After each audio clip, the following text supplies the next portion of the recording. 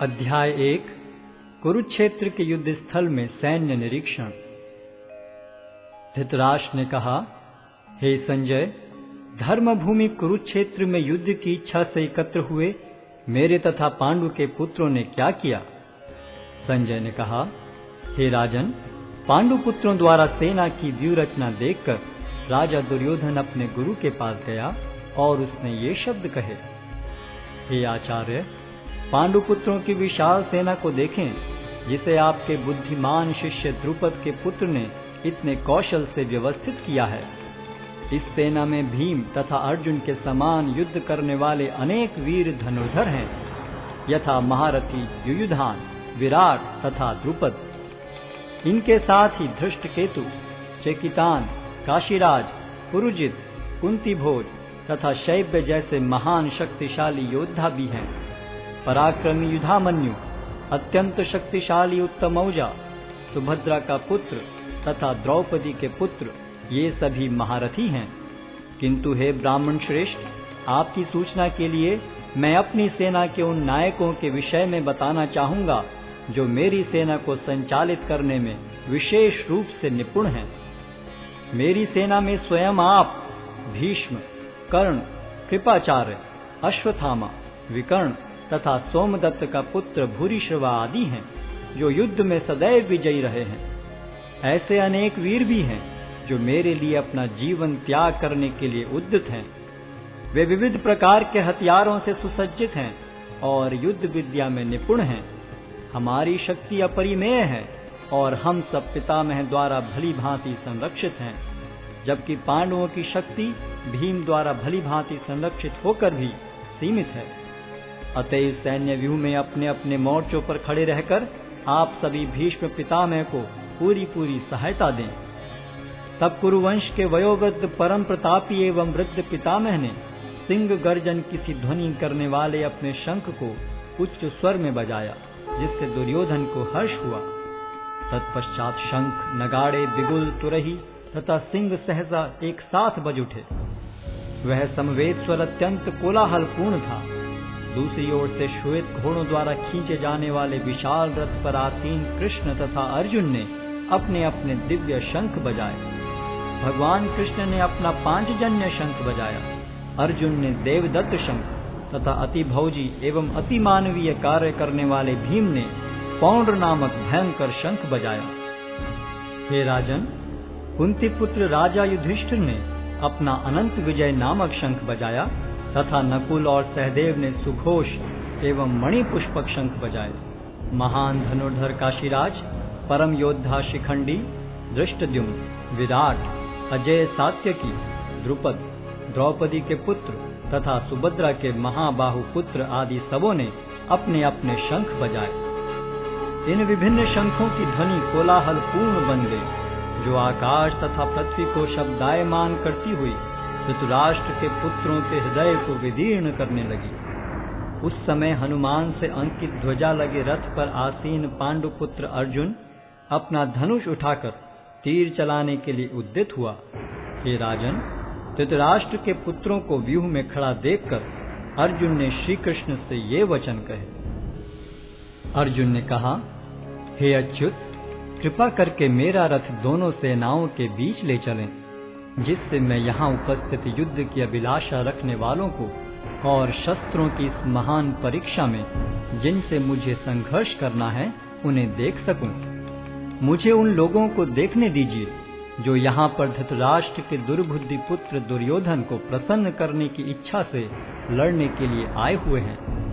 संजय ने कहा, हे भरतवंशी, अर्जुन द्वारा इस प्रकार संबोधित किए जाने पर भगवान कृष्ण ने दोनों दलों के बीच में उस उत्तम रथ को लाकर खड़ा कर दिया। भीष्म, द्रोण तथा विश्व भर के अन्य समस्त राजाओं के सामने भगवान ने कहा कि हे पार्थ, यहाँ पर एकत्र सारे कुरुओं को देखो। अर्जुन ने वहां पर दोनों पक्षों की सेनाओं के मध्य में अपने चाचा ताऊओं, पितामहों, गुरुओं, मामाओं, भाइयों, पुत्रों, पौत्रों, मित्रों, ससुरों और शुभ चिंतकों को भी देखा। जब कुंती पुत्र अर्जुन ने मित्रों तथा संबंधियों की इन विभिन्न श्रेणियों को देखा तो वह करुणा से अभिभूत हो गया और इस प्रकार बोला। अर्जुन ने कहा, हे कृष्ण, इस प्रकार युद्ध की इच्छा रखने वाले अपने मित्रों तथा संबंधियों को अपने समक्ष उपस्थित देखकर मेरे शरीर के अंग कांप रहे हैं और मेरा मुख सूखा जा रहा है।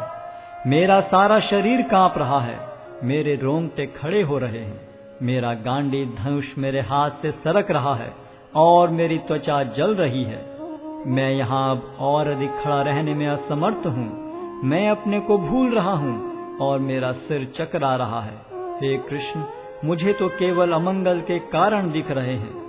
हे कृष्ण, इस युद्ध में अपने ही स्वजनों का वध करने से न तो मुझे कोई अच्छाई दिखती है और न मैं उससे किसी प्रकार की विजय, राज्य या सुख की इच्छा रखता हूँ। हे गोविंद, हमें राज्य, सुख अथवा इस जीवन से क्या लाभ, क्योंकि जिन सारे लोगों के लिए हम उन्हें चाहते हैं वे ही इस युद्ध भूमि में खड़े हैं। हे मधुसूदन, जब गुरुजन, पितृगण, पुत्रगण, पितामह, मामा, ससुर, पौत्रगण, साले तथा अन्य सारे संबंधी अपना अपना धन एवं प्राण देने के लिए तत्पर हैं और मेरे समक्ष खड़े हैं, तो फिर मैं इन सब को क्यों मारना चाहूंगा, भले ही वे मुझे क्यों न मार डालें। हे जीवों के पालक, मैं इन सबों से लड़ने को तैयार नहीं, भले ही बदले में मुझे तीनों लोग क्यों न मिलते हों। इस पृथ्वी की तो बात ही छोड़ दें। भला धृतराष्ट्र के पुत्रों को मारकर हमें कौन सी प्रसन्नता मिलेगी। यदि हम ऐसे आतताइयों का वध करते हैं तो हम पर पाप चढ़ेगा। अतः यह उचित नहीं होगा कि हम धृतराष्ट्र के पुत्रों तथा उनके मित्रों का वध करें। हे लक्ष्मीपति कृष्ण, इससे हमें क्या लाभ होगा और अपने ही कुटुंबियों को मारकर हम किस प्रकार सुखी हो सकते हैं। हे जनार्दन, यद्यपि लोक से अभिभूत चित्त वाले ये लोग अपने परिवार को मारने या अपने मित्रों से द्रोह करने में कोई दोष नहीं देखते, किंतु हम लोग जो परिवार के विनष्ट करने में अपराध देख सकते हैं, ऐसे पाप कर्मों में क्यों प्रवृत्त हों। कुल का नाश होने पर सनातन कुल परंपरा नष्ट हो जाती है और इस तरह शेष कुल भी अधर्म में प्रवृत्त हो जाता है।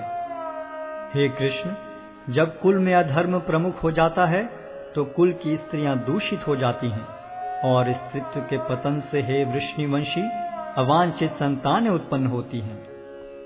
अवांछित संतानों की वृद्धि से निश्चय ही परिवार के लिए तथा पारिवारिक परंपरा को विनष्ट करने वालों के लिए नारकीय जीवन उत्पन्न होता है। ऐसे पतित कुलों के पुरखे गिर जाते हैं, क्योंकि उन्हें जल तथा पिंडदान देने की क्रियाएं समाप्त हो जाती हैं। जो लोग कुल परंपरा को विनष्ट करते हैं और इस तरह अवांछित संतानों को जन्म देते हैं, उनके दुष्कर्मों से समस्त प्रकार की सामुदायिक योजनाएं तथा पारिवारिक कल्याण कार्य विनष्ट हो जाते हैं।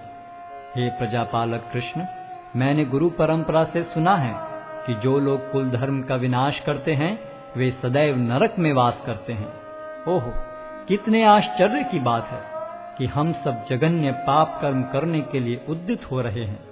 राज्य सुख भोगने की इच्छा से प्रेरित होकर हम अपने ही संबंधियों को मारने पर तुले हैं। यदि शस्त्रधारी धृतराष्ट्र के पुत्र मुझ निहत्थे तथा रणभूमि में प्रतिरोध न करने वाले को मारें तो यह मेरे लिए श्रेयस्कर होगा।